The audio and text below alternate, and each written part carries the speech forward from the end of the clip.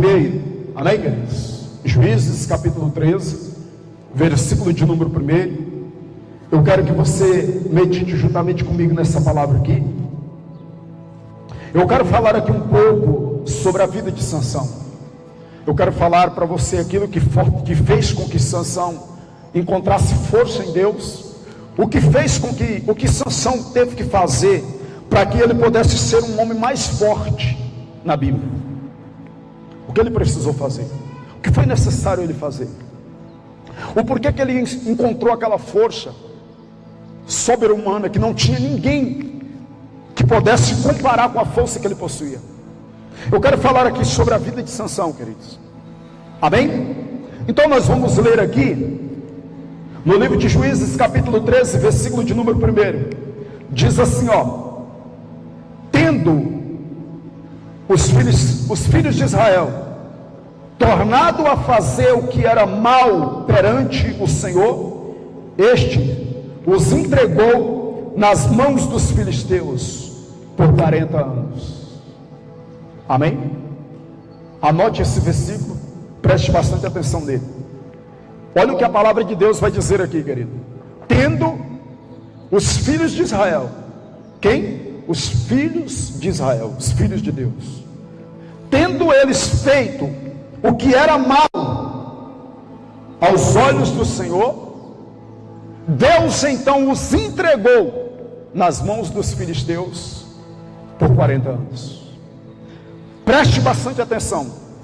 Enquanto os filhos de Israel estavam fazendo aquilo que era bom, aquilo que era agradável, aquilo que alegrava o coração de Deus, Deus estava protegendo o povo. Os filisteus queriam colocar as mãos no povo de Israel. De todo jeito eles queriam oprimir a nação de Israel.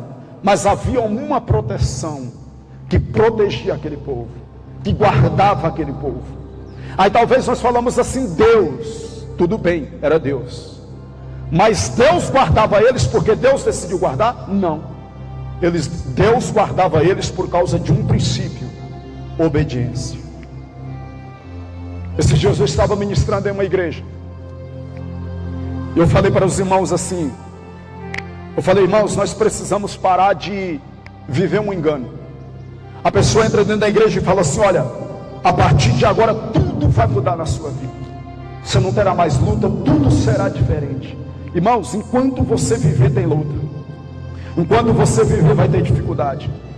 Aí você participa de uma campanha, a campanha é derrubando o gigante. A pessoa fala assim, irmãos, venha participar da campanha, ainda faz um anúncio falso, porque diz assim, olha, venha participar da campanha derrubando o gigante, e todos os gigantes vão cair da sua vida. Não. Davi derrubou um gigante, mas ele teve que continuar derrubando o gigante. Ele teve que continuar derrubando o gigante. Porque sempre, querido, vai haver luta, vai haver dificuldade. E nós precisamos parar de fazer isso. Porque no livro de Deuteronômio, a palavra de Deus diz assim, olha, a saber, se vocês ouvirem a voz do Senhor teu Deus, guardar tudo o que eu vos diz, e obedecer a minha voz, ele disse, então eu vou colocar vocês por cabeça e não por cauda. Vocês estarão em cima e não por baixo, mas com uma condição: obedecendo a voz do Senhor. Então não existe isso, não mudou, querido. O princípio é o mesmo. Deus estabeleceu uma regra, mas os filhos de Israel se desviou e foi para outro caminho. Tem pessoas que falam assim, meu Deus, o diabo está acabando com o meu casamento, o diabo está acabando com a minha vida. Não, querido, nós temos que rever a nossa vida. Nós temos que entender o que nós estamos fazendo que está causando problema. Será que eu não estou abrindo uma brecha? Será que eu não estou abrindo uma porta para que o diabo atinja a minha vida? Paulo deixou bem claro no livro de Efésios. Ele disse, não deis lugar ao diabo. Porque quando eu dou lugar ao diabo, eu estou dando vazão para que o inimigo atinja a minha vida. Então aqui, queridos, agora Deus, os filhos de Israel faz o que é mal perante os olhos do Senhor. Deus então pega e tira a proteção. Porque ele queria? Não. Porque eles quebraram um princípio. Os irmãos lembram de Jó? o diabo teve que ir lá no céu, é uma reunião dos filhos de Deus, e Deus disse: você vem, de rodear a terra e passear por ela. Aí Deus falou assim: você tem observado o meu servo Jó, homem íntegro, reto, temente, se desvia do mal, faz aquilo que agrada a Deus. Aí ele diz assim: mas o Senhor tem cercado ele de bens, o Senhor tem protegido a sua família. Aí o diabo disse assim: toca em tudo que ele tem, e você verá que ele blasfemará de você na sua casa.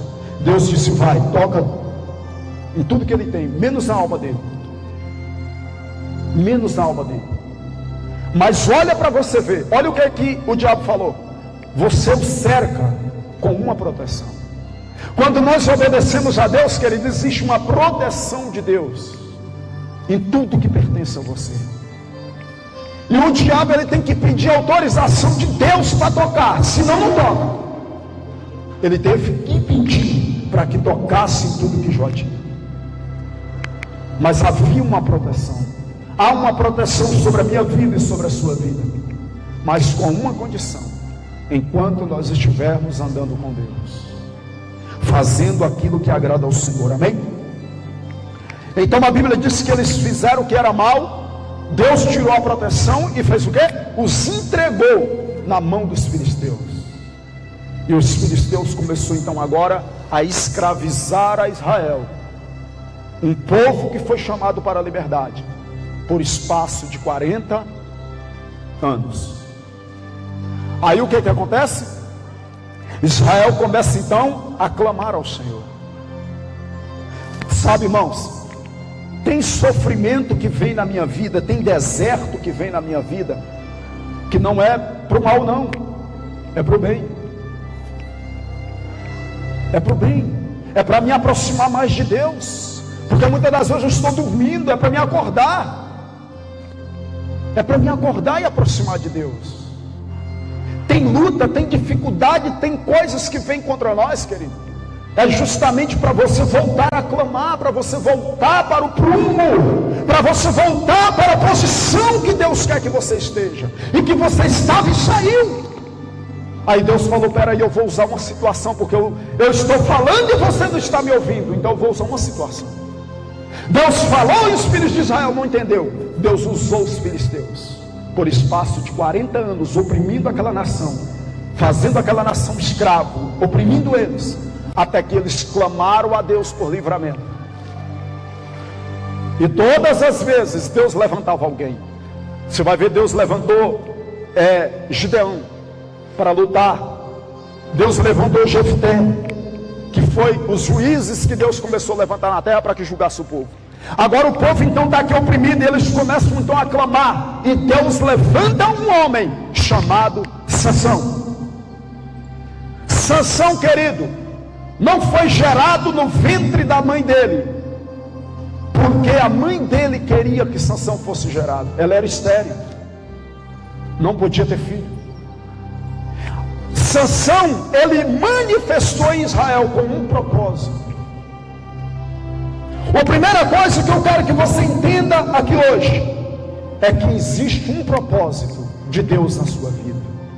Essas crianças aqui, Deus tem propósito na vida delas. Talvez você diz assim: eu já estou de idade, meus cabelos já estão brancos. Deus tem um propósito. O propósito de Deus está dentro de cada um de nós, queridos. O propósito de Deus está dentro de cada um de nós. O propósito não está na sua aparência, o propósito está no seu espírito, o seu chamado. E você não encontra o seu propósito não é porque alguém disse que você tem um propósito. Você encontra o seu propósito porque Deus tem um propósito para você. Esses dias eu falei para o irmão: você não vira pastor, você nasce pastor. Você não vira apóstolo, você nasce um apóstolo. Você só descobre no meio da caminhada. Você lembra o que Deus falou para Jeremias? Desde o ventre eu te santifiquei, eu te consagrei, eu te chamei a profeta às nações. Jeremias nasceu no ventre da mãe dele, ele nem sabia qual era o propósito de Deus. Talvez ele pensou: não, eu estou vindo ao mundo, nasci como qualquer outra criança.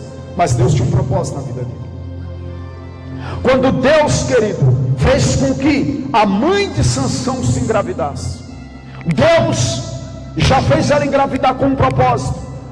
O propósito de Deus é que Deus estava trazendo um homem para livrar o povo dele da escravidão. Sansão nasceu com um propósito. E eu quero dizer para você, você tem um propósito. Eu esses dias estava orando e falando com Deus. O Senhor falou para mim assim: você sabe qual é a maior consequência, a maior dificuldade, as maiores provas de um homem? Você sabe por que muitos passam por muitas lutas, muitas dificuldades, não lá fora, mas dentro da igreja? Porque elas estão fora do propósito. Elas estão distantes do propósito. O que é o propósito? É o seu chamado. Só que o seu propósito, o seu chamado, ele vem com algumas vertentes. E nós precisamos entender, queridos, isso. Quando o Senhor me chamou para a obra, hoje, pela misericórdia de Deus, eu aceitei o Senhor Jesus no ano de 2002. No ano de 2002 eu aceitei Jesus. No ano de 2004 eu fui consagrado ao ministério pastoral. Eu pastoreei 7 igrejas. Pastoreei a igreja nessa cidade. Pastoreei a igreja em Campos Belos. Eu pastoreei a igreja no Moinho, ali em Alto Paraíso. Pastoreei a igreja na Samambaia, ali em Brasília. Na Ceilândia Norte eu tomei conta de trabalho, de campanha na sede da igreja que eu pastoreava. Pastoreei a igreja em Águas Lindas. Eu levantava, eu pegava o ônibus de manhã cedo, eu ia para lá. Eu fazia um programa de rádio na entrada da cidade e eu ia para o outro lado da cidade a pé. Eu terminava o programa de rádio e eu ia para a rádio, para a igreja. Ficava com a igreja aberta o dia inteirinho, atendendo gente. Sabe, irmãos, nós olhamos para uma pessoa e nós falamos: essa pessoa chegou até aqui. Como? Nós precisamos, irmãos, descobrir a trajetória de alguém antes de você apontar ela. Você precisa saber de onde essa pessoa saiu. Você precisa saber. Eu sei o que eu já passei. Eu pastoreei uma igreja em Santa Maria, que eu mais a minha esposa quase morremos na frente daquela obra. Tanta luta, tanta prova, e nós vivíamos só em cima dos montes orando. Só em cima dos montes orando. Porque Deus me deu uma esposa, irmãos. Eu louvo a Deus pela vida da minha esposa. Uma mulher que ela está sempre ao meu lado. Eu estou orando, ela está comigo. Eu estou no monte, ela vai comigo. Ela só não veio para cá por causa de força maior, de um motivo de força maior. Mas ela sempre está comigo. Se eu oro de madrugada, ela está ali orando. Ela me apoia, ela abraça o meu ministério. E nós sempre temos andado juntos. E nós passamos por muita luta, por muita dificuldade ali na frente daquela obra. E eu lembro um dia que eu saí da minha casa. Eu moro ali nas Niqueiras. E eu saí lá de casa. E eu peguei a chave da igreja para ir abrir a igreja. E quando eu cheguei na porta da igreja, Deus falou comigo assim: vá para o monte. E eu baixei a porta da igreja. Eu já estava abrindo a porta da igreja, eu fui para o monte. Cheguei lá no monte, eu falei: Senhor, eu estou aqui, o que é que eu preciso fazer? Deus falou para mim assim: fecha a porta da igreja, pega o som, as cadeiras e leva para sua casa. Eu não quero que você mexa mais com a igreja. E eu falei: Deus, o que o Senhor quer que eu faça? Deus falou: agora eu quero que você entre para dentro de um quarto. Pega a sua Bíblia, entra para dentro de um quarto e fique comigo, não prega mais. Irmãos, eu fiquei 2 anos. 2 anos eu não postei vídeo, eu não postei mensagem, eu não postava. Todo mundo pensava que eu tinha sumido, porque eu não postei foto, eu não postava nada. Eu excluí meu Facebook, eu excluí conta do YouTube que eu tinha, eu excluí tudo. E eu entrei para dentro de um quarto, e Deus me levou a ler livros. Eu comecei a ler livros, e Deus começou a me direcionar a ler livros sobre o relacionamento, a intimidade com Deus. E nessa brincadeira, querido, eu li mais de 18 livros que falam somente da pessoa do Espírito Santo. Eu li 150 livros durante esses 2 anos. E eu continuo lendo, eu continuo estudando. Eu não paro. Porque eu sei que a nossa vida, ela é um jorrar constante de conhecimento. Você precisa sempre estar conhecendo. Mas existe um processo. E durante esse tempo Deus não permitiu com que eu aceitasse a agenda, com que eu abrisse ministério. Sabe o que eu fiz? Eu peguei todas as cadeiras que eu tinha da igreja e eu dei para um bispo, amigo meu. Dei o som para ele. E eu falei: eu não vou mexer com mais nada.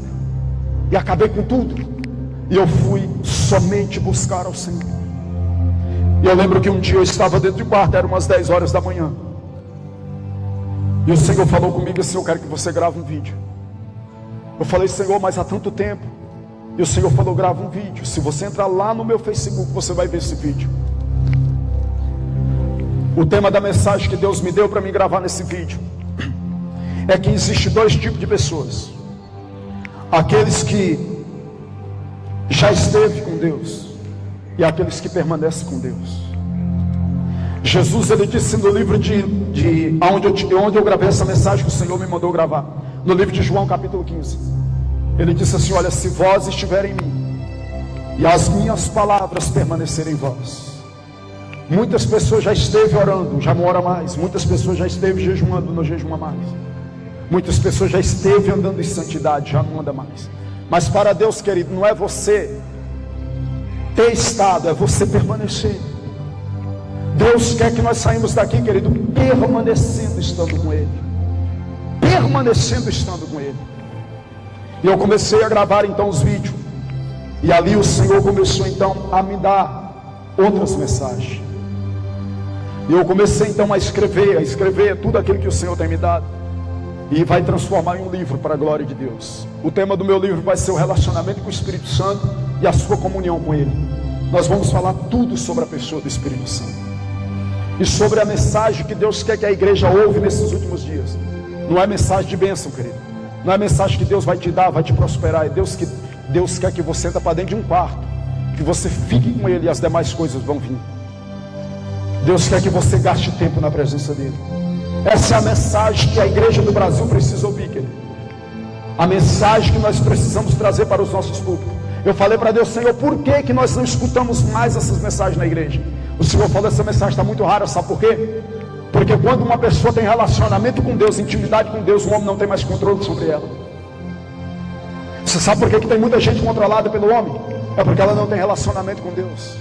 Então ela anda controlada pelo homem por isso. Quem tem intimidade com Deus, querido, obedece sim os seus líderes, mas ele não anda controlado pelo homem. Porque ele não anda debaixo de um sistema, ele não anda controlado pelo sistema. Eu já fui controlado pelo sistema.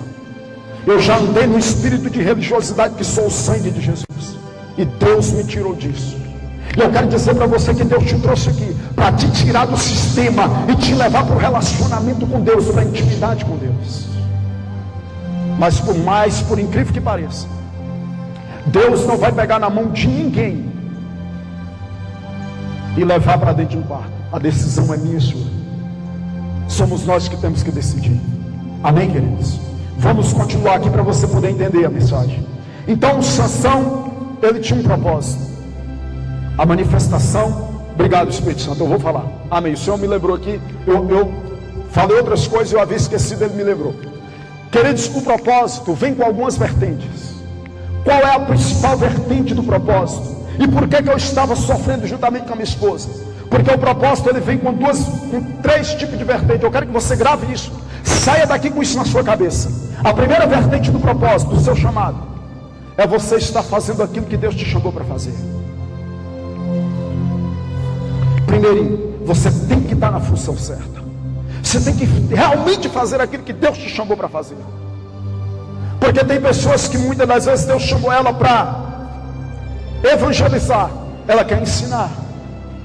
Deus chamou ela para a função de um profeta, de um pastor, para pastorear. Ela quer ser um apóstolo. Então, queridos, você precisa entender que você tem que estar fazendo aquilo que Deus te chamou para fazer. Segundo, você tem que estar no lugar certo que Deus quer que você cumpra aquilo que Ele te chamou para fazer. Se você estiver no lugar errado, já era. Não vai dar certo, você só vai sofrer. Você só vai fazer sua família sofrer. Terceiro, você vai ter que estar na hora certa. Tem pessoas que estão no chamado certo. Ele foi chamado para ser pastor, mas ele está no lugar errado. E ele iniciou aquilo que Deus não mandou ele iniciar. Aí ele está sofrendo. Aí ele está debaixo de um jugo, de uma opressão. A família toda sofre. Todo mundo sofre. Você quer um exemplo claro? Jonas estava na função certa, ele era profeta. Deus chamou ele com o ministério profético. Mas ele estava no lugar errado e na hora errada.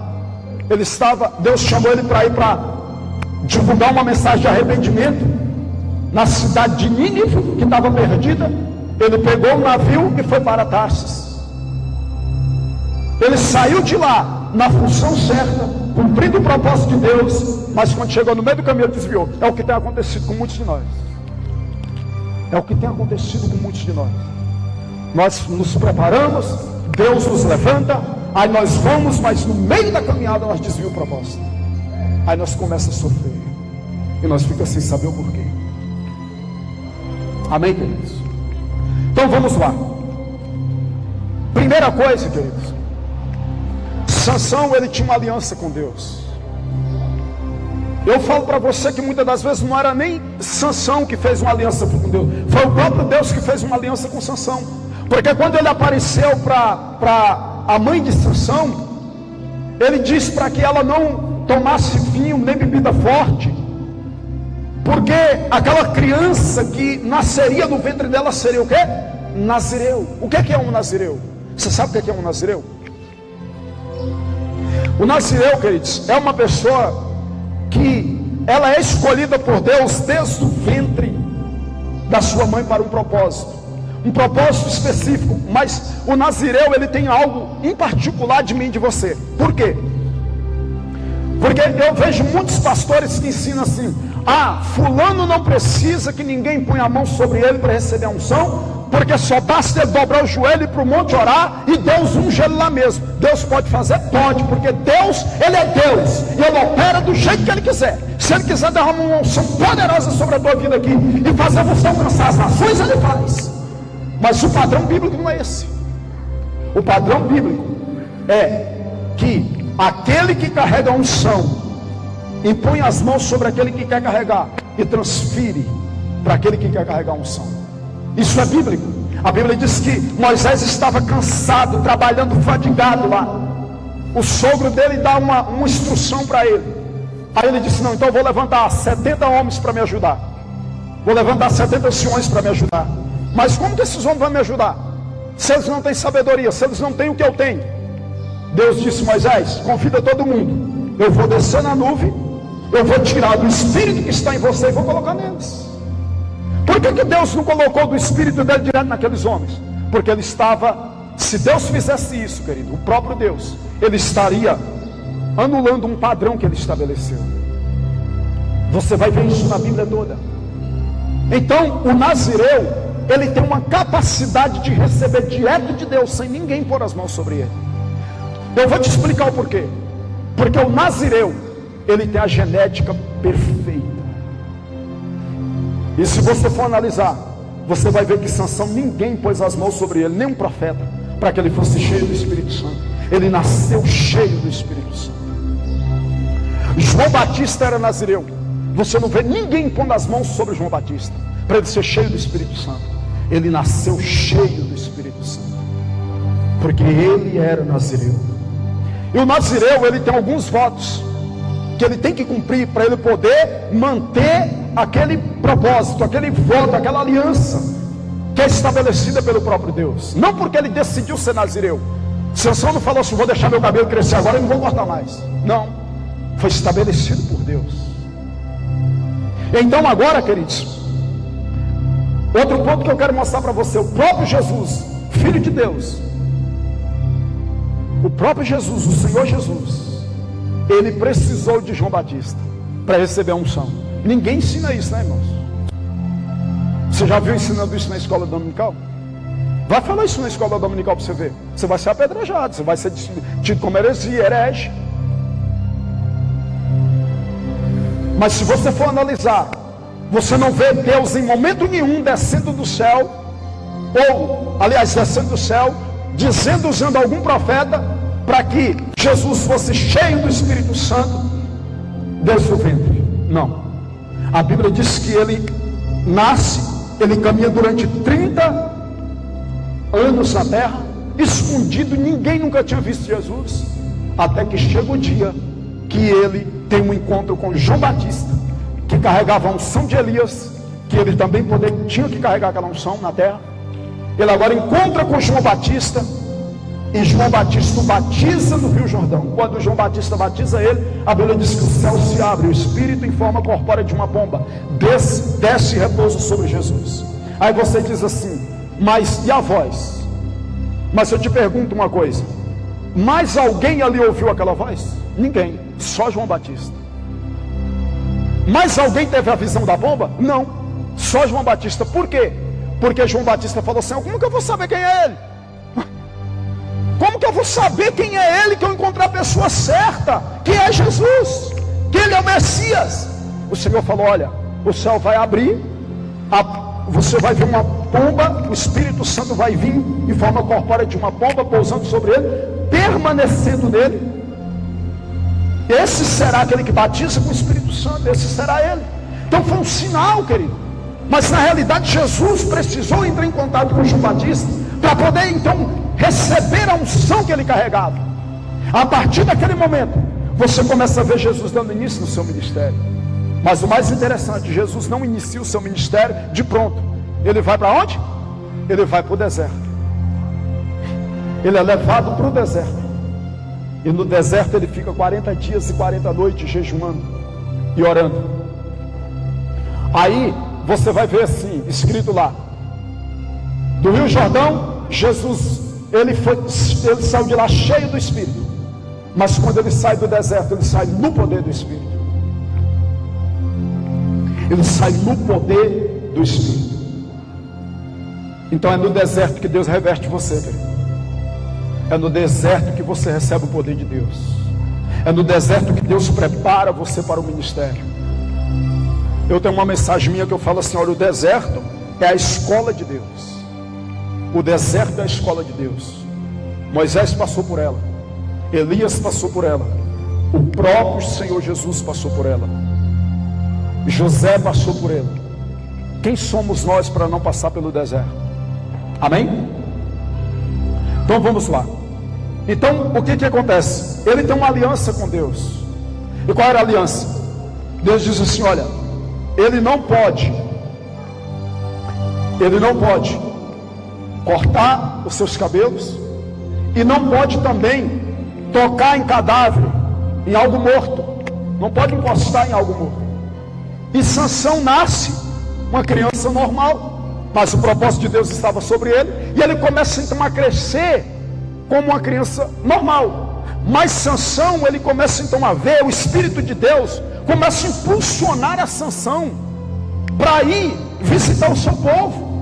E Sansão, a Bíblia diz que ele começa então a ir e vê que o povo está escravizado debaixo de um jugo dos filisteus. E agora Sansão, queridos, ele chega lá e ele começa agora, Deus começa a fortalecer Sansão. Sansão começa a vencer os filisteus, a matar os filisteus com uma força sobrenatural. E aquele povo começa a temer Sansão e a dizer: não tem como mais, como nós vamos escravizar um povo desse, com um homem tão forte desse, que não tem ninguém que vence ele, é invencível. Então agora nós que vamos ficar como inimigos, nós não tem como se escravizar um povo desse. E a palavra de Deus nos diz, queridos, que então agora o inimigo começa a querer descobrir aonde está a força de Sansão. Ele começa de todas as formas querer descobrir da onde vinha a força daquele homem. Por que que esse homem surgiu em Israel, um homem tão forte de uma hora para outra, que ninguém conseguia vencer ele? Vinha 1000 homens contra ele, pegava uma cachada de jumento, matava todo mundo. Pegava um leão, partia ele no meio. Falou: mas da onde, que força é essa? A Bíblia diz que ele pegou os portões da cidade de Gaza, colocou nos ombros e levou para o monte. E os filisteus começaram a dizer da onde vinha a força desse homem. E a Bíblia diz, queridos, que Sansão, ele vai até a terra dos filisteus, e ele chega lá e ele bate os olhos em uma mulher. Ele bate os olhos em uma mulher dos filisteus, uma prostituta chamada Dalila.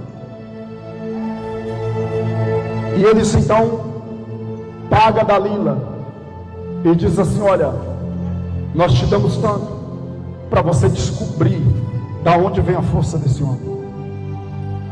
Você vai ter que descobrir, dá um jeito, nós vamos te pagar.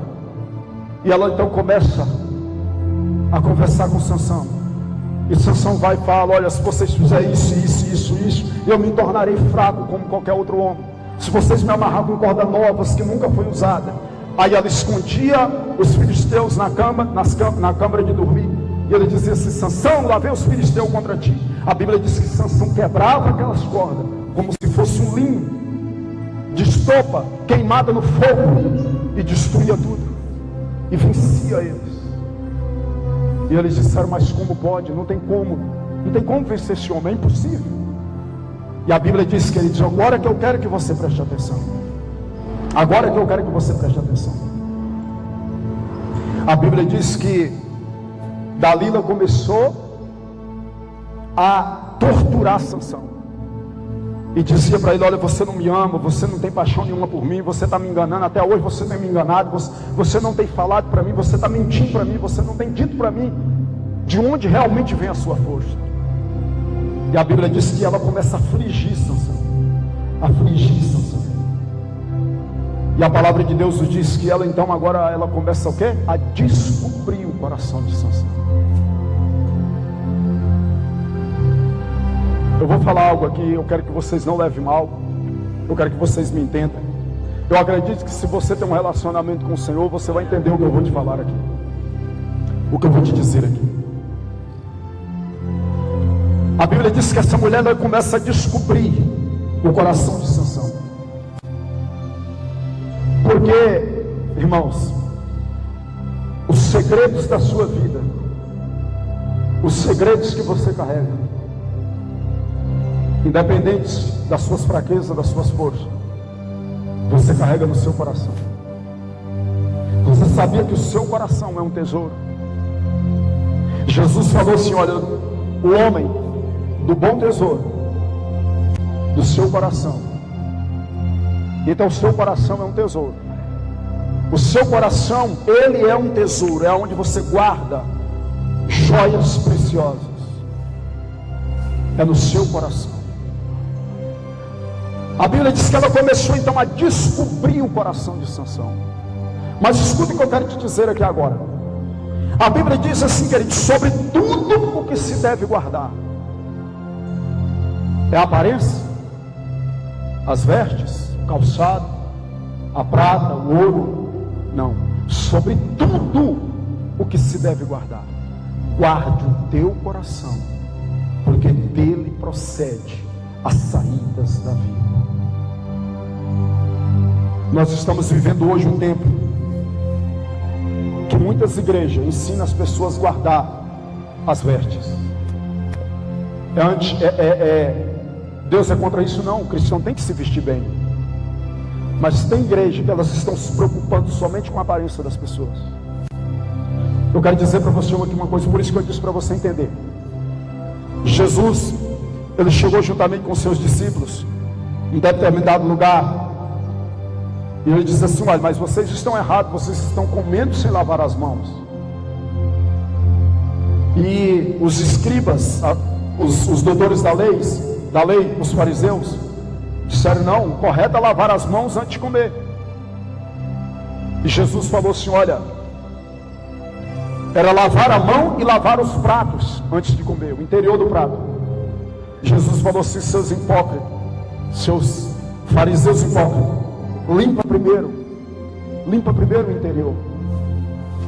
Limpa primeiro o interior do prato para que o exterior fique limpo. Jesus não descartou a limpeza exterior. Mas qual foi a preocupação de Jesus? Qual foi o foco de Jesus? Qual foi a mensagem principal? Ele disse: limpa primeiro o interior. Porque tem muita gente, querido, se preocupando com a aparência, mas o coração está podre, o coração está cheio de pecado, cheio de imundícia. E as pessoas debaixo de uma regra de homens. Por isso que Jesus falou, Jesus disse assim: olha, eu estou falando a palavra, irmãos. Jesus disse assim: bem profetizou Isaías ao vosso respeito. Vocês me honram com os lábios, mas o coração de vocês estão longe de mim, estão distante de mim. O que adianta, querido, eu enfeitar você por fora, mas eu não mudar o seu exterior, o seu interior? Eu não te dar uma mensagem que muda você. O que adianta eu estar mudando o seu exterior? Quantas pessoas que estão aparentemente bonitas, mas por dentro elas estão cheias de mágoa, de ódio, elas estão cheias de angústia, de tristeza, elas são um poço de mágoa, o coração delas está contaminado, mas por fora está todo mundo dizendo é crente, mas por dentro a pessoa está morrendo, porque o coração dela está impuro, está contaminado. E quando os líderes, que debaixo de uma regra de homem, está botando as pessoas presas em domínio, em uma regra de homem, e as pessoas estão mortas dentro das igrejas, elas estão prostituindo, elas estão traindo, elas estão mentindo, elas estão odiando, e eles estão dizendo: está tudo bem, muda as vestes. Se você mudar suas vestes, está bem. Olha, você tem que mostrar que você é crente. Eu não sou contra, querido, você mudar suas vestes. O crente tem que vestir diferente do mundo, mas Jesus disse: limpa primeiro o seu interior, para que o exterior fique limpo. Em outras palavras, Jesus estava dizendo: não adianta você limpar o interior, o exterior, com o interior sujo, com o interior contaminado. O que adianta? O que adianta você arrancar, mudar tudo por fora, mas por dentro você continuar contaminado? Você vai continuar sujo do mesmo jeito. Sabe por quê? Porque essa matéria aqui ela vai acabar, essa matéria vai para a terra, mas o seu espírito é eterno, querido. O seu espírito é eterno. O diabo não está preocupado com o teu corpo, o diabo está de olho no teu espírito, é na tua alma. É na minha alma que o diabo está de olho. E os homens estão olhando para o teu corpo, querendo mudar você só por fora, e esquecendo de transformar seu coração, esquecendo de mudar você. Quantas pessoas que estão dentro das igrejas, mas elas estão oprimidas, elas estão angustiadas, elas estão, queridos, elas estão angustiadas. Elas estão angustiadas porque elas estão lá dentro, e o homem mantém elas debaixo de uma regra. Elas mantêm debaixo de uma regra. Eu lembro um dia que eu estava fazendo um programa de rádio, e eu falei sobre isso na rádio, irmãos. Ligou um pastor lá, me xingou tudo, me esculhambou todinho,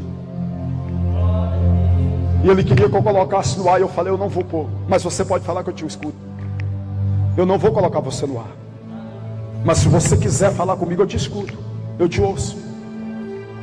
E ele me chamou de fariseu, ele me chamou de hipócrita, ele disse que eu estava trazendo uma mensagem que estava levando a igreja para o inferno. Ele disse: você está sendo contra a santidade, você está sendo contra a santidade. Eu falei: pastor, o senhor me perdoa, mas eu sei o que eu estou falando. Vai ser posto na balança se o que eu estou dizendo está errado, e se o que o senhor está me dizendo para mim está errado. Não precisa preocupar. Então, queridos, a Bíblia diz, eu quero que você abra a sua Bíblia, mesmo texto que você está aí, só vamos para o versículo de número 7. Diz assim, ó, vamos lá para o versículo 7, capítulo 13, versículo 7. Diz assim, ó: porém, preste bastante atenção para você ver. É capítulo 16, irmão, perdão, capítulo 16, versículo de número 15, 16, 17 e 18, diz assim, ó: descobriu-lhe todo o coração. O que ela fez? Ela descobriu o coração de Sansão. Ela descobriu. Enquanto Sansão estava guardando o coração, ele continuava forte, porque o segredo dele não tinha sido revelado. Mas o que ela fez? Descobriu-lhe o coração e lhe disse: nunca subiu navalha na minha cabeça, porque eu sou nazireu de Deus desde o ventre da minha mãe. Se vier a ser raspada, e se há de mim a minha força, e me enfraquecerei, e eu serei como qualquer outro homem. O que Dalila fez? Por isso que o Senhor Jesus, ele falou uma palavra. Ele diz assim, que do coração procede o adultério. Quando uma pessoa trai, querido, quando uma pessoa ela comete o adultério, ela comete uma traição, ela não começou a trair, não foi quando ela está ali no ato da traição, não, ela já vem traindo há muito tempo na mente. O coração já está cometendo o adultério há muito tempo. Por isso que Jesus falou, Jesus disse que do coração procede o adultério. Então Dalila, ela descobriu o coração de Sansão. Ela foi descobrindo o coração dele, dia após dia, dia após dia, até que chegou um tempo que Sansão falou assim: olha, eu quero dizer para você da onde veio a minha força. Eu sou nazireu de Deus desde o ventre da minha mãe. Nunca foi passado navalha nos meus cabelos, mas no dia que a minha cabeça for raspada, olha para você ver, deu detalhe, irmãos. Ele deu detalhe, irmãos. Ele poderia ter dito assim: olha, eu sou nazireu de Deus, eu sou nazireu, eu tenho um voto com Deus, esse é o meu propósito. Não, ele deu detalhes para você ver o tanto que ela descobriu o coração dele. A Bíblia diz que ela descobriu todo o coração de Sansão. E ele disse: olha, eu sou nazireu de Deus, nunca foi passado navalha na minha cabeça, e no dia que a minha cabeça for raspada, e se há de mim a minha força, e eu me tornarei como qualquer outro homem.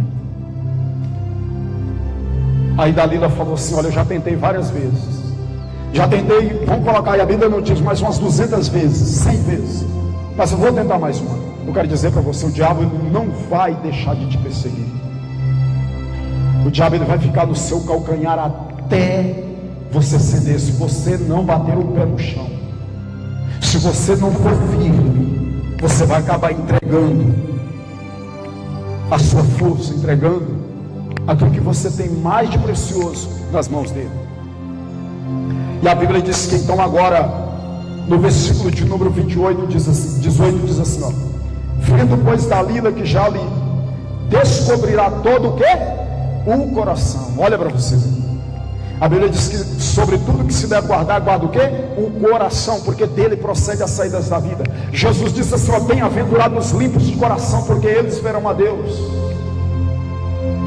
Eles verão a Deus. A Bíblia diz assim: olha, vendo pois Dalila que já lhe se tinha descobrido todo o coração, mandou chamar os príncipes dos filisteus, dizendo: subi mais esta vez, porque agora me descobriu ele todo o coração. Então os príncipes dos filisteus subiram a ter com ela, e trouxeram com eles o dinheiro. Agora dessa vez ela disse: olha, eu acertei em cheio. Eu acertei em cheio dessa vez. Eu descobri todo o coração dele.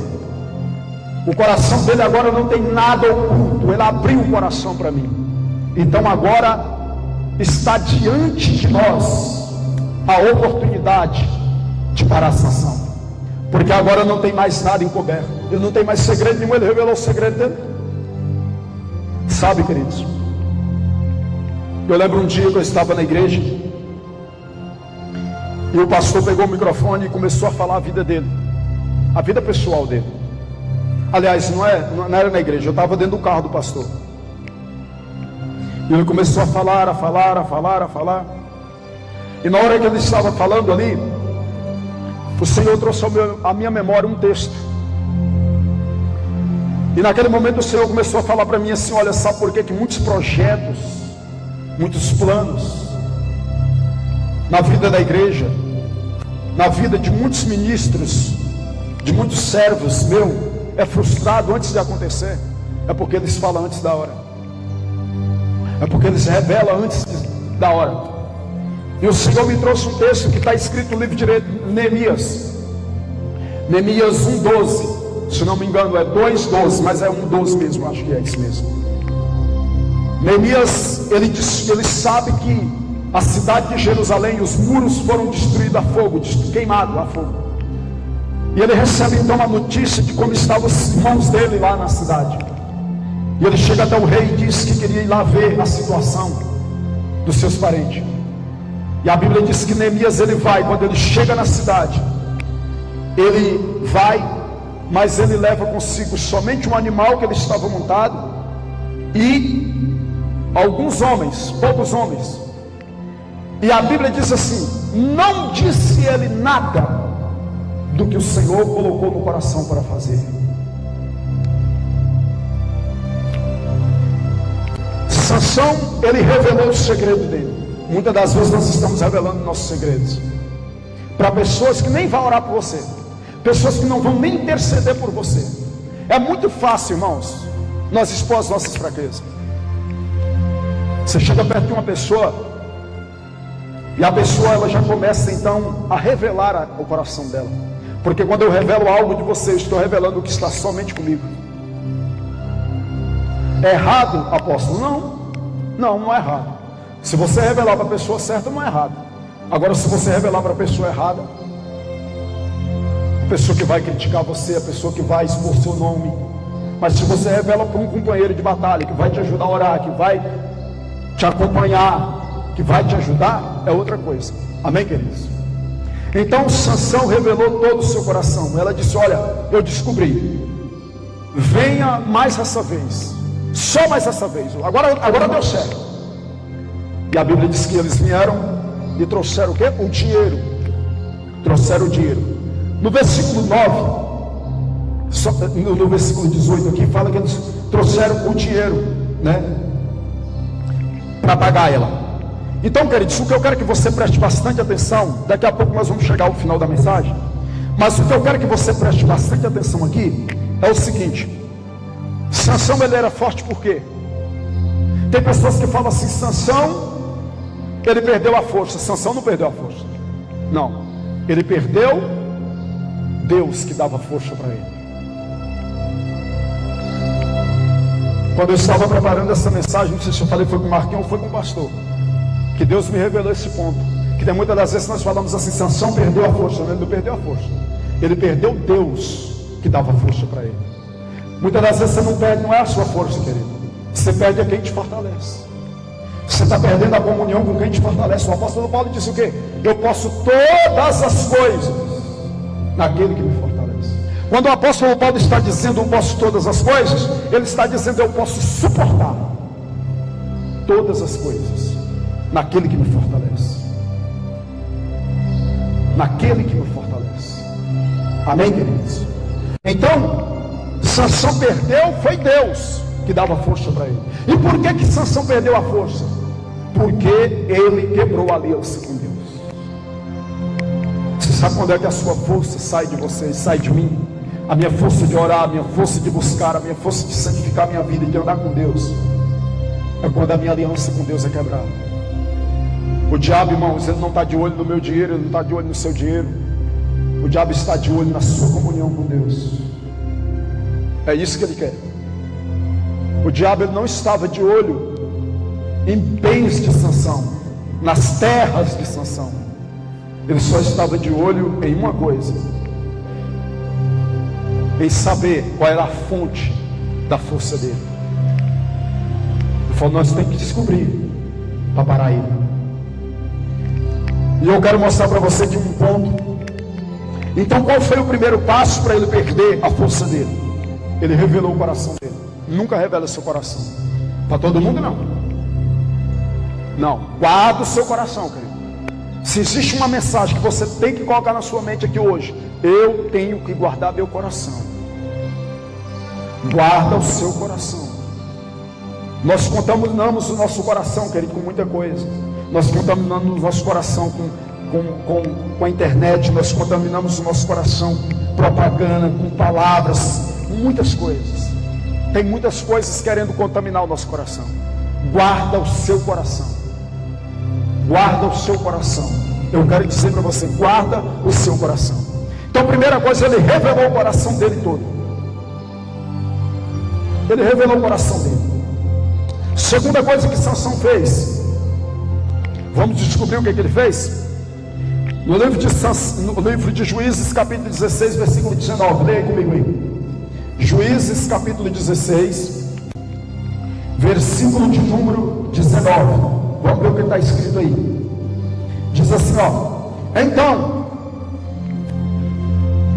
Então Dalila o fez dormir nos seus joelhos, nos joelhos dela, e tendo raspado, e tendo chamado um homem, mandou raspá-lhe as 7 tranças da cabeça,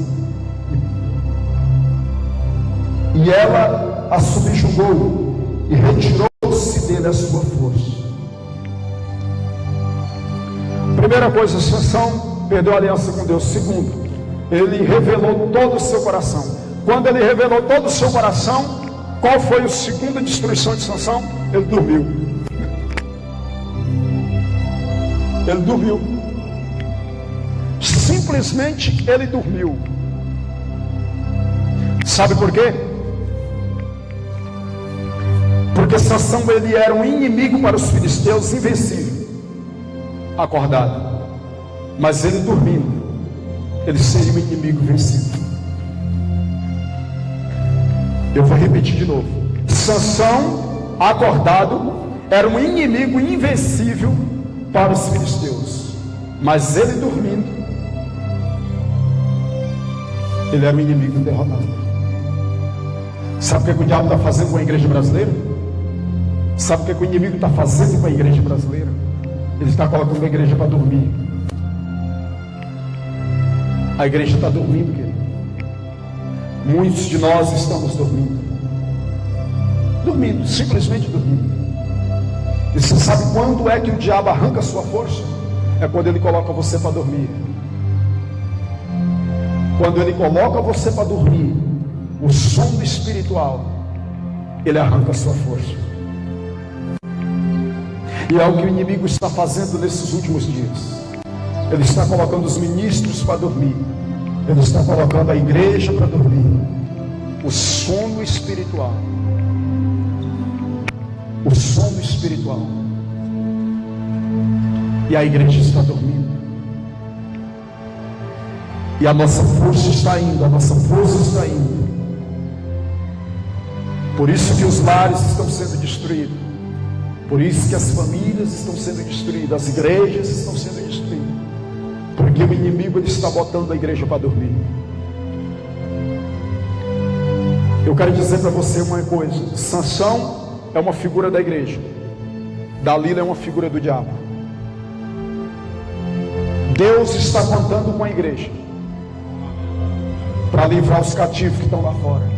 Deus está contando com a igreja para livrar a igreja do sistema do homem. Mas o diabo está entrando dentro da igreja para botar a igreja para dormir.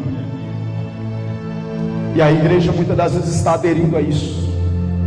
Quantos de nós, queridos, estão dormindo? E você sabe o que, é que o inimigo faz para colocar você para dormir? Ele simplesmente vai ocupar você com a distração. Ele simplesmente vai ocupar você com a distração. Irmãos, o inimigo número 1, apóstolo Jonas, nessa nação, do relacionamento com Deus, da intimidade com Deus, é o espírito da distração. Cada dia que passa está aparecendo uma rede social diferente. É o WhatsApp, o Facebook, o Instagram, sei lá como fala. Quantas pessoas que passam na frente do WhatsApp 2, 3, 4 horas, na frente do Facebook, na frente de uma televisão, um dia inteirinho. E aí quando vai orar, está dormindo na cadeira, não consegue orar. Vai ler a Bíblia, não consegue ler a Bíblia, porque está dormindo. Está acordado fisicamente, porque não tem como você falar que uma pessoa está dormindo sem ver ela acordada. Mas aí está como a igreja lá do livro de Apocalipse, tem nome de que vive, mas está morto. Tem nome de vivo, porque não tem como você dar nome para uma pessoa que está viva e morta. Falar, fulano está morto. Não, ele está vivo, ele está andando, ele está movendo, ele está vivo. Mas Ele diz: tem nome de que vive, mas espiritualmente está morto. E eu quero dizer para você, querido, é um choque de realidade que nós estamos ouvindo essa mensagem. Deus te trouxe aqui para dizer para você: se você quiser que a força de Deus volte para você, ou se você quiser que a força de Deus permaneça com você, desperte, guarde o teu coração, para que você não durma, para que o diabo arranque a sua força. A Bíblia diz que o diabo fez com que Sansão, Dalila fez com que Sansão dormisse nos seus joelhos, porque a primeira tática que ela usou foi o sono. Sabe por quê? Porque se ela pegasse nas tranças do cabelo de Sansão, chamasse um homem para raspar com ele acordado, eles estariam perdidos, porque aí Sansão ia descobrir o que realmente eles queriam.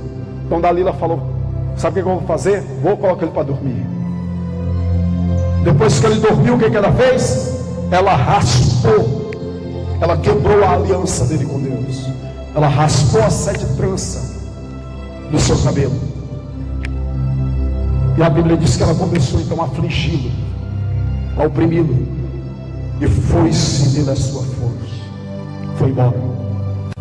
E ela disse assim: Sansão, os filisteus vêm contra ti. Ele disse: não, eu vou sair mais uma vez como antes, e eu vou vencer. Mas a Bíblia diz, querido, que quando Sansão se desperta do sono, ele vai enfrentar os filisteus, vai procurar força para vencer os filisteus. Aí vem um versículo dizendo: não sabia ele que o Espírito do Senhor tinha deixado. Quantos de nós, queridos, estamos dormindo,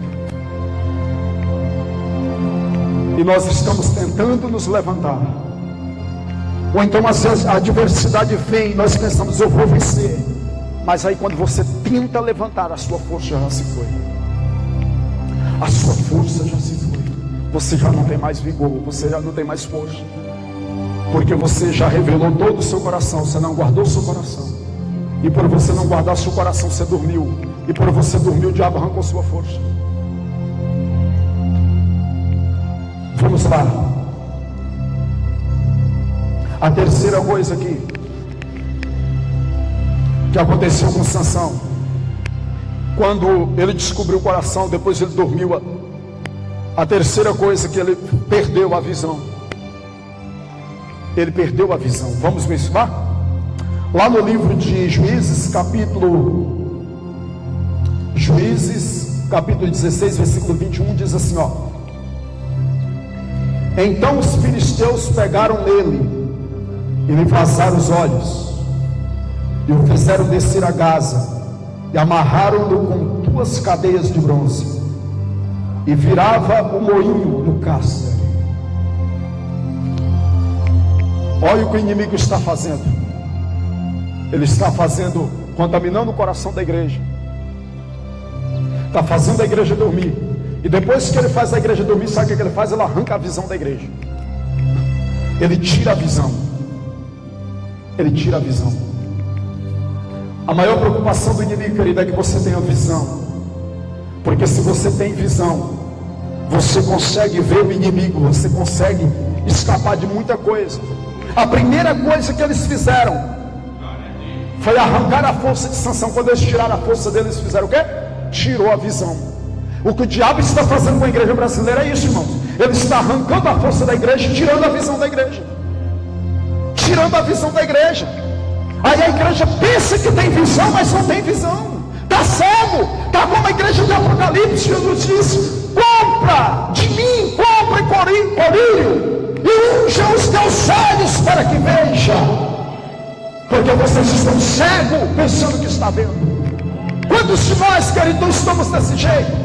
Quantas igrejas na nação brasileira não está dessa forma? Nós não estamos aqui, querido, para trazer essa mensagem só para você, mas aqui engloba o corpo de Cristo. Nós estamos, querido, muitas das vezes com o coração contaminado, não guardamos o nosso coração, estamos dormindo, estamos perdendo a visão, não tem mais visão. Aí, por eu não ter visão, eu ando conduzido pela visão dos outros. Eu ando conduzido pela visão do A, do E, do B, do C. porque eu não tenho mais visão, eu não tenho a visão que Deus me deu. Foi arrancada, foi tirada. A primeira coisa, querido, que quando um exército inimigo pega o seu oponente, é uma tática de guerra, a primeira coisa que ele faz é arrancar a visão. Sabe por quê? Porque quem perde a visão não sabe para onde vai. Quem perde a visão não sabe para onde está indo, para onde vai. A Bíblia diz que aquele que diz que ama a Deus, mas odeia o seu irmão, ele está nas trevas, e as trevas lhe cegaram os olhos, ele não sabe para onde vai, nem o que faz. Porque quem está cego, querido, ele não tem mais controle, ele não tem mais domínio, ele não tem mais domínio próprio, ele não tem mais controle. Ele agora tem que ser controlado pelos outros, ele agora tem que ser guiado pelos outros. É o que está acontecendo com a igreja. O diabo está arrancando a visão. E aí, sabe o que o inimigo faz? O inimigo arranca a visão original da igreja e implanta uma visão negativa, uma visão falsa, uma visão que parece ser o reino de Deus, mas é uma visão negativa. E aí, por ter muitos crentes dormindo, além que a liderança, a maioria, não são todos, estão sem visão, e os que estão sendo conduzidos também por essas lideranças já perdeu a visão também. Aí anda guiado. Aí Jesus disse que um cego guiando outro cego, um cego guiando outro cego. Você sabe o que vai dar? Vai cair os dois dentro do buraco. Vai cair os dois dentro do buraco. Então, queridos, Sansão perdeu a visão. Eu te pergunto, será que nós estamos tendo visão? Será que nós ainda temos visão, irmãos? A Bíblia diz que o crente, ele é como a águia. Você já viu a águia? Ela é um dos animais que tem uma visão tão violenta, irmãos, tão violenta, que a quilômetros lá em cima ela consegue ver aqui embaixo, como se estivesse perto dela. O crente, nós temos que ter visão de águia. Nós temos que ter visão de águia. Nós não podemos deixar o diabo arrancar nossa visão, querido. É tempo de nós pedirmos para Deus: Senhor, me dá visão para ver. Sabe, irmãos, um dia eu estava lendo um texto. A Bíblia diz que havia uma guerra entre o rei da Síria e o rei de Israel. E o profeta Eliseu, na cidade de Dotã, Deus revelava para ele os segredos do rei, que o rei falava com seus soldados lá no quarto de dormir, na câmara de dormir. E ele ia lá então, mandava uma mensagem para o rei de Israel, e ele se escapava, não uma nem duas vezes. Alguém disse assim, o rei disse: olha, quem é de vocês é a favor do rei de Israel? Tem alguém aqui que está tramando contra mim. Ele falou: não, Senhor, não tem ninguém aqui tramando contra você. É o profeta Eliseu, que está falando tudo que você fala lá no seu quarto de dormir. Ele avisa lá para o rei, e ele tem escapado. Ele disse: então me manda buscar ele. E vai um exército de inimigo, irmãos, buscar Eliseu, o profeta Eliseu, o homem de Deus. E eles chegam, cercam a cidade toda. Geazi, a Bíblia diz que o moço do profeta levanta muito cedo. Quando ele levanta, que ele bate os olhos, ele vê que a cidade está cercada de carros, homens armados. Ele entra para dentro e diz assim: meu Senhor, nós estamos perdidos, a cidade está cercada. Eliseu era um homem de visão, irmãos. Eliseu não andava dormindo. Ele disse: olha, mais são os que estão conosco do que os que estão com eles. Geazi disse: uai, mas você está ficando doido? Não estou vendo ninguém. Eu estou vendo só inimigo lá fora armado querendo nos pegar. E você está dizendo que mais são os que estão conosco do que os que estão com eles? Aí a Bíblia diz que o profeta Eliseu faz uma oração e diz assim: Senhor, abra os olhos do moço para que ele veja. Quando eu li esse texto, eu levei um susto. Eu falei: Senhor, mas o moço do profeta não estava cego. Aí Deus falou comigo: não, ele não estava cego fisicamente, mas espiritualmente ele estava cego. O que foi aberto os olhos não foi os olhos físicos de Geazi, foi aberto os olhos espirituais. Nós podemos ter visão física, vendo tudo, mas espiritualmente nós estamos cegos. Nós não estamos vendo nada à nossa volta. Nós só conseguimos contemplar problema, dificuldade e inimigos, mas nós não vemos solução de Deus. Sabe por quê? Porque nós estamos cegos espiritualmente. Mas o profeta, em meio à tribulação, em meio à dificuldade, em meio à perseguição, ele levanta muito calmo e diz: mais são os que estão conosco do que os que estão com ele. Sabe por quê? Porque Eliseu diz assim: olha, você não está vendo, mas eu estou vendo. Tem um exército maior aqui, não é o deles, é o que me guarda. Só que o exército que está me guardando, ninguém vê eles, mas eu vejo. Aí Deus, ele diz: Senhor, abre os olhos do moço para que ele veja. Deus abre os olhos de Jazeel, ele leva um susto, porque em volta de Eliseu estava carros e cavalos de fogo guardando Eliseu. Eu quero dizer para você: Deus vai abrir a tua visão espiritual hoje, e você vai ver a glória de Deus. Você vai entrar em uma cidade, você vai entrar dentro da tua casa, e Deus vai começar a te mostrar de trás da cortina. Você vai ver além do véu. Você vai ver além do véu, porque você vai sair daqui com visão. Você vai ser acordado aqui na presença de Deus. Você não vai dormir, não vai deixar o diabo arrancar sua força.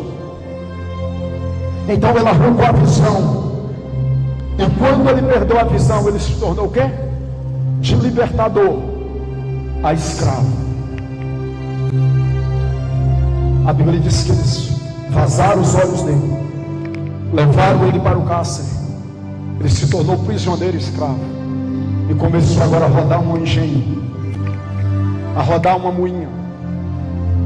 Mas o que mais me chama a atenção, querido, é que dentro do cárcere a misericórdia de Deus se revelou a Sansão.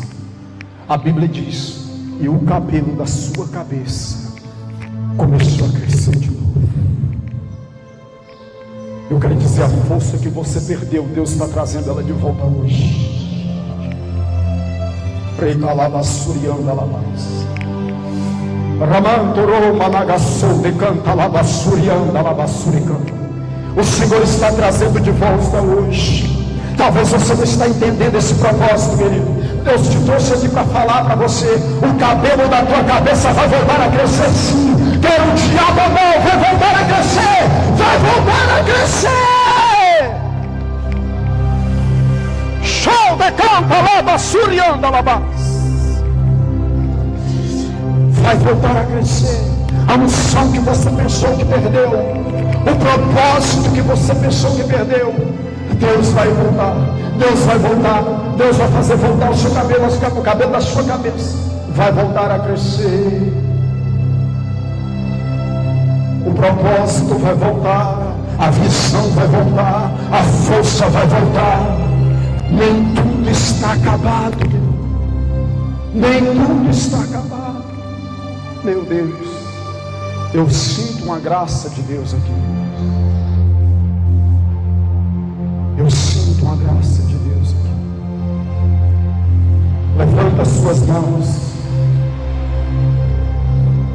Meu Deus, nós te adoramos, Jesus.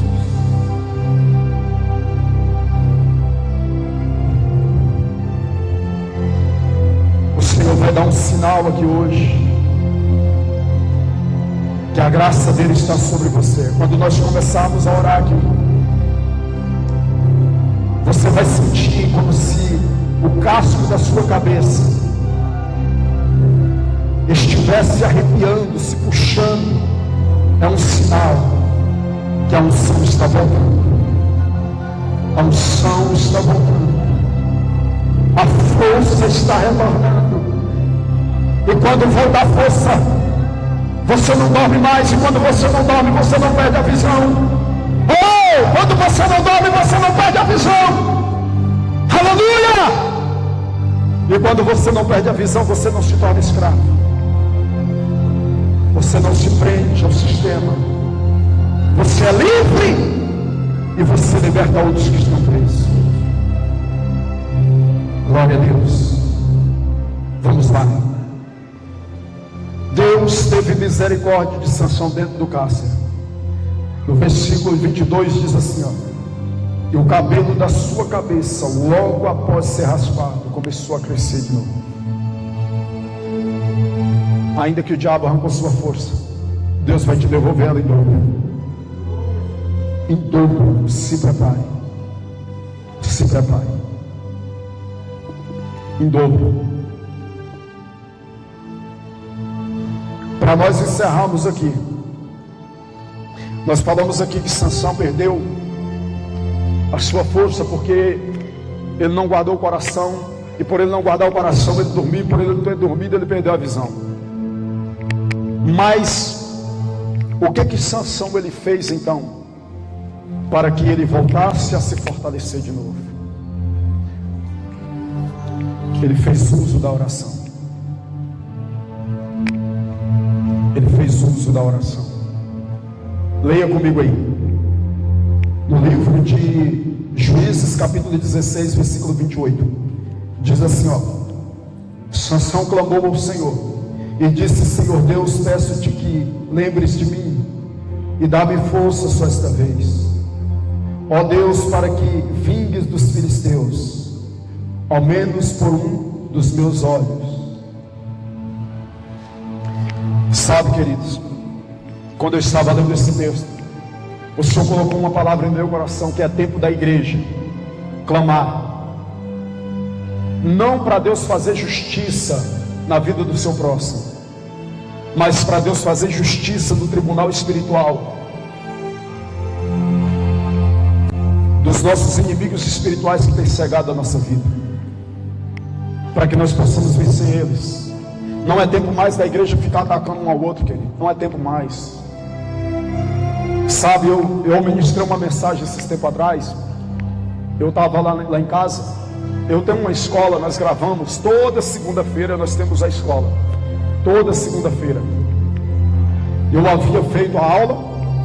E quando foi no outro dia, eu estava lá em casa. E eu falei para minha esposa assim, falei: amor, eu estou sentindo de eu fazer uma live hoje, mas eu não sei o porquê. E eu peguei e comecei a ler a palavra. E o Senhor começou a falar para mim sobre o amor. O amor. E uma das características que Deus falou para mim sobre o amor é que o amor, ele não é demonstrado por sentimento, é uma decisão. Porque se você for esperar ter um sentimento para amar, você não vai conseguir demonstrar o amor, você vai pedir justiça. Você vai pedir justiça. Porque Jesus disse assim: olha, orai pelos que vos perseguem, amai os vossos inimigos. O meu inimigo, irmão, uma pessoa que é meu inimigo, eu quero ver ele, sabe aonde? Se eu não tiver o amor de Deus, eu quero ver ele nessa jeta, eu quero ver Deus punindo ele, eu quero ver Deus metendo a espada nele, fazendo justiça no meu lugar. Mas Jesus disse assim: amai os vossos inimigos. Então não é sentimento. Então não é sentimento. Porque Jesus está dizendo assim: independente se você está sentindo, ame. Então amor não é sentimento, amor é decisão. Eu decido amar. Não merece, mas eu vou te amar. Você não merece nem meu abraço, mas eu vou te abraçar. Você não merece nem que eu fale com você, mas eu vou falar com você. Jesus disse assim: se alguém bater no seu rosto, dê ao outro lado. Jesus não está dizendo literalmente para você bater, virar o outro lado aqui, não. Ele está dizendo para você fazer o contrário, diferente. A pessoa pisou em você, te maltratou, faça diferente. Mostre que o amor de Deus está no seu coração. Então, querido, Sansão, ele pede para que Deus vingue, mas dos seus olhos, ele disse: Deus, eu quero vingar, eu quero vingar, porque eles tiraram a minha visão, e por eles tirar a minha visão, eles tiraram o meu propósito, e por eles tirar o meu propósito, eu não cumpri aquilo que o Senhor determinou que eu cumprisse, uma visão. Mas eu quero que o Senhor me dê força, eu quero que o Senhor lembre de mim só mais essa vez, e eu vou vingar pelo menos dos meus olhos. E a Bíblia diz, queridos, que Deus ouviu Sansão. O que eu quero dizer para você aqui, em nome de Jesus, no livro de Juízes, capítulo 28, fala sobre isso. E Sansão clamou ao Senhor. Você quer se fortalecer na presença de Deus? Não existe outro veículo, irmãos. Mas eu quero dizer para você aqui uma coisa: não existe outro meio, não existe outra caminhada, não existe outra estrada, de quem está na sarjeta, de quem está humilhado, de quem está precisando de um milagre, a não ser a oração. Eu te dou um exemplo claro. A Bíblia diz que a Bíblia diz que quando Jonas foi lançado no ventre do peixe, ele estava lá dentro. O que ele fez? Ele orou, ele clamou ao Senhor, ele orou ao Senhor. Elias, quando ele subiu no Monte Carmelo, ele orou, pediu para Deus, ele clamou a Deus para que Deus mandasse chuva. A Bíblia diz que uma viúva oportunava um juiz todos os dias pedindo: faça justiça contra o meu adversário.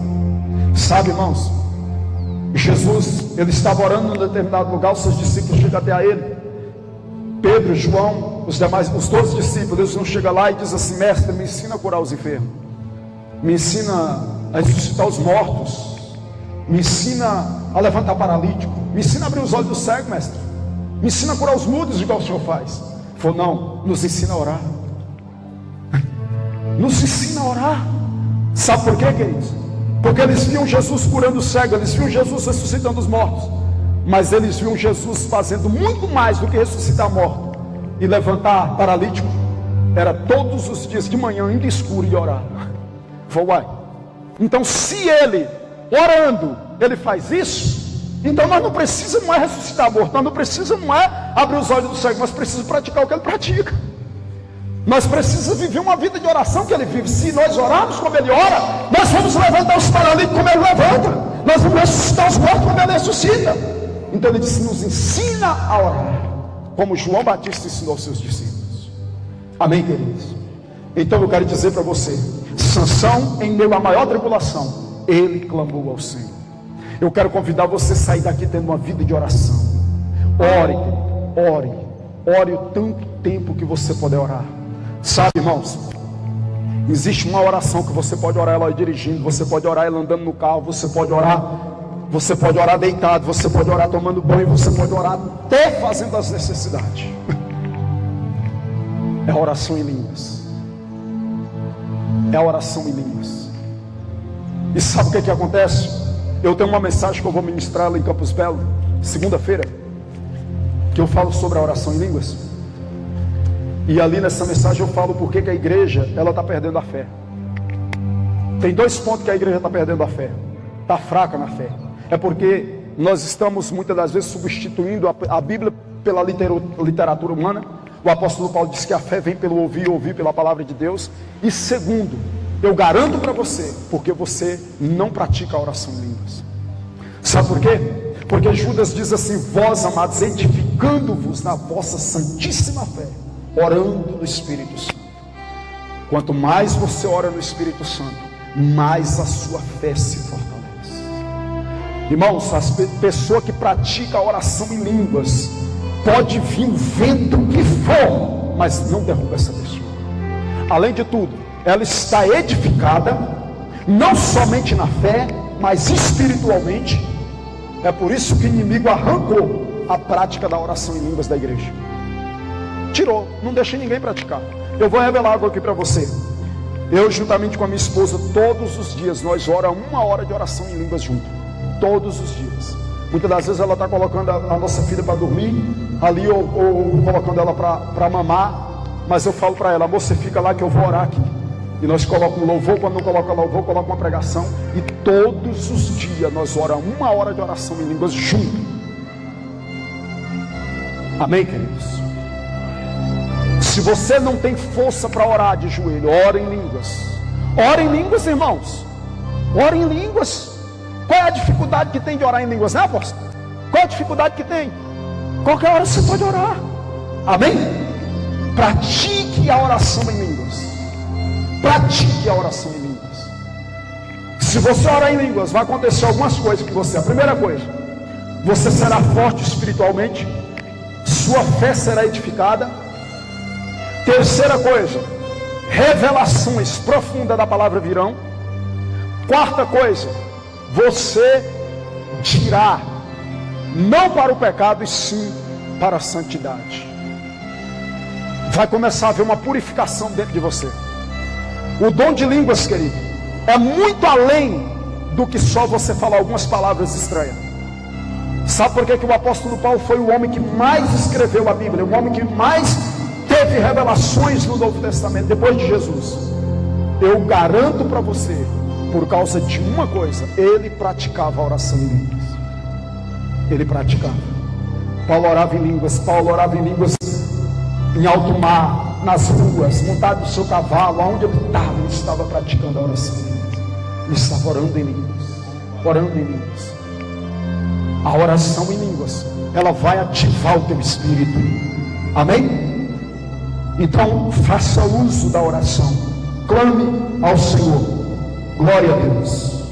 Eu quero terminar aqui o texto lendo Lamentação, capítulo 20, versículo 21. Nós vamos fazer uma oração aqui, nós vamos terminar. Lamentações, abra a sua Bíblia, Lamentações, capítulo 20, versículo de número 21. Eu quero mostrar para você aqui, queridos. Todos nós queremos um avivamento, mas não existe avivamento que ele é produzido pelo homem. O avivamento é obra de Deus. Por mais que você busque o avivamento, se Deus não quiser mandar ele não vai mandar. O avivamento não é porque eu quero viver um avivamento. O avivamento não é obra de homem, é obra de Deus. A Bíblia diz que Amós, ele diz assim: Senhor, eu ouvi a tua palavra e eu temi. Aí ele diz assim: Senhor, permita com que eu avive a tua obra. Não, ele diz: aviva a tua obra, e no meio dos anos a notifica, faça conhecida. Então o avivamento é obra de Deus, não é obra do homem. Amém? Vamos lá. Aonde está Lamentações, irmãos? Achei. Lamentações, capítulo 20, versículo 20, diz assim, ó. Preste atenção aqui para você poder entender. Lamentações. Não, capítulo. Eu falei capítulo 20, é? Onde eu achei o capítulo 20? Você, capítulo 5. Lamentações, capítulo 5. Versículo de número 20 e 21, diz assim, ó: por que te esquecerás de nós para sempre? Por que nos despedaçaria por tanto tempo? Jeremias está dizendo aqui, né? Por que esqueceria de nós por tanto tempo, né? Por que nos despedaçaria? Aí ele diz assim, ó: converte-nos a ti, Senhor, e seremos o quê? Convertidos. Muitas das vezes nós queremos converter a nós mesmos, querido, mas a conversão é uma obra de Deus. Não é obra minha, não é obra sua, é uma obra de Deus. Converte-nos a ti, Senhor, e nós seremos convertidos. Aí ele diz assim, ó: renova os nossos dias como antes. Jeremias, ele estava lembrando que antigamente eles tinham prosperidade, eles tinham Deus andando com eles. E ele estava dizendo: Deus, renova os nossos dias como antigamente. Nós queremos voltar a viver aquilo que nós vivíamos. Em outras palavras, ele estava dizendo assim: nós já vivemos um avivamento, mas agora nós não estamos mais vivendo avivamento. Então, Senhor, faça nos nossos dias, nesses tempos de dificuldade que nós estamos passando, faça o que o Senhor fez lá no passado. Faz de novo. Faz de novo. Amém? Se coloque de pé. Glória a Deus. Aleluia. Eu quero que você se coloque de pé. Nós vamos fazer uma oração. Pede? Põe. Glória a Deus. Eu quero que você feche os seus olhos. Nós vamos fazer uma oração. E eu quero que você saia daqui, querido, guardando essa mensagem. Em nome de Jesus. Guarda essa mensagem. Coloca ela no seu coração. Glória a Deus. Se tem um versículo que eu oriento você a guardar ele aqui, de todos que você ouviu, é esse de Provérbios. Sobre tudo que você deve guardar, guarda o seu coração. Guarda o seu coração. Não contamine o seu coração. Eu quero que você feche os seus olhos nesse momento. Eu quero que você nesse momento se humilhe. Faça como Sansão. Eu garanto para você que quando Sansão fez essa oração, querido, ele não estava rindo.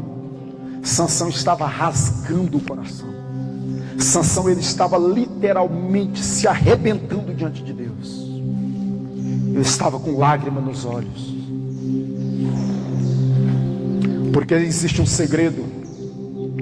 No livro de Provérbios diz assim, ó: Deus não é o homem, é Deus. Porque se for pro lado do homem, o homem aceita. Deus não. Diz assim: Deus resiste o soberbo, mas Ele dá graça para os humildes. Ele concede da sua graça para os humildes. Eu quero que você agora, nesse momento, se humilhe diante do Senhor. Eu quero que você se humilhe, se desvazie de si mesmo e diga para Deus que você precisa dEle, que você precisa dEle, você necessita dEle. Existe um caminho muito fácil, muito rápido, para você entrar na presença de Deus e para você receber a revelação de Deus. É você se humilhar, é você rasgar seu coração. Jesus, ele disse assim, ele estava indo em um determinado lugar e de repente ele para e ele se alegra, se exalta no Espírito Santo. Ele diz assim: Pai, Senhor dos céus e da terra, graças eu te dou porque o Senhor ocultasse essas coisas dos sábios e dos entendidos, e o Senhor revelaste aos pequenininhos, porque assim foi do teu agrado, Pai.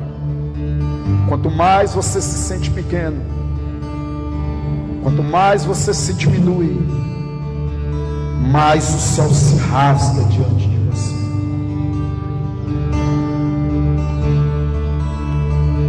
A glória de Deus se manifesta onde há coração quebrantado. O poder de Deus desce aonde há pequenos, aonde há necessitados. Mas o poder de Deus, ele passa distante dos grandes, porque já é grande, não precisa de Deus. Oh, aleluia. Adora Jesus. Gostaria que todos vocês levantassem as mãos. Todos vocês. Levanta as mãos. Ramantoro managassou de cantalabás. Recalabachurocotoro managassou de cantalabás. Landeflaço de cantuim. Recalabachurocotoro managassou de cantalabassuriandalabás. Isso. Adora Jesus. Glorifica Jesus.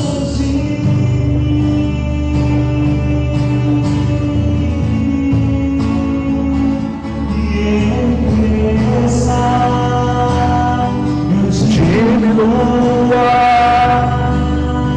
Ele apareça, não me constranja com a tua glória e todo o seu amor, infinita humildade, servo de todos os irmãos. Calabassuri cantalabassuri andalabás. Ore cantalabassuri andalabalabachoro cotoro managassuri cantalabassuri andalabás. Oh, aleluia. Adora Jesus, glorifica o Senhor. Glorifica Jesus, glorifica. Engrandece a Jesus.